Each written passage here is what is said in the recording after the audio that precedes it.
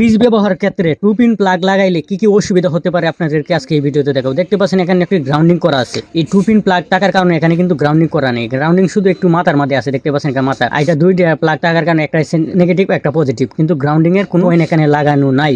অবশ্যই আপনারা three pin প্লাগই লাগাবেন ফ্রিজে। দেখতে পাচ্ছেন এখানে ফ্রিজ চালু দেওয়ার পর এখানে টেস্টার শো করছে। ফ্রিজ কিন্তু এখন রানিং আছে। এখন তো আমি ফ্রিজে হাত দিই তাহলে আমাকে শর্ট করবে, এখন কিন্তু হাত দেওয়া যাবে না। তো আমি কি করলাম, দেখতে পাচ্ছেন জানালার আমাদের এখানে গিয়ে ঘষে তারপর একটা এক্সট্রা আর্থিং বানিয়ে এখন আমি ফ্রিজে লাগিয়ে দিব। আর যদি থ্রি পিন প্লাগ থাকতো এবং আর্থিং লাগানো থাকতো তাহলে এটা আমার এক্সট্রা করতে হতো না। তারপরে এখন দেখেন এটা যখন আমি কাজ করি তারপরে এখানে কারেন্ট চলে যায়। দেখেন আবার এটা লাগাইলে আবার কারেন্ট চলে যায়, আবার সরাইলে আবার কারেন্ট চলে আসে। তো এখন যেহেতু কাজ করবো তো আমি নিজের সেফটি নিয়ে কাজ করতে হবে। এই জন্য দেখতে পাচ্ছেন এখানে গ্রাউন্ডিং না থাকার কারণে এখানে আমি গ্রাউন্ডিং এক্সট্রা করে নিয়েছি। এখানে জানালা গ্রিল থেকে তাল এনে তারপর এখানে লাগিয়ে নিয়েছি। আর যদি এখানে থ্রি পিন প্লাগ লাগানো থাকতো এবং গ্রাউন্ডিং করা থাকতো তাহলে এরকম সমস্যা হতো না। তো অবশ্যই আপনারা থ্রি পিন প্লাগ লাগিয়ে নেবেন এবং গ্রাউন্ডিং করে নেবেন ফ্রিজের ক্ষেত্রে, তাহলে অনেকটা নিরাপদ থাকতে পারবেন।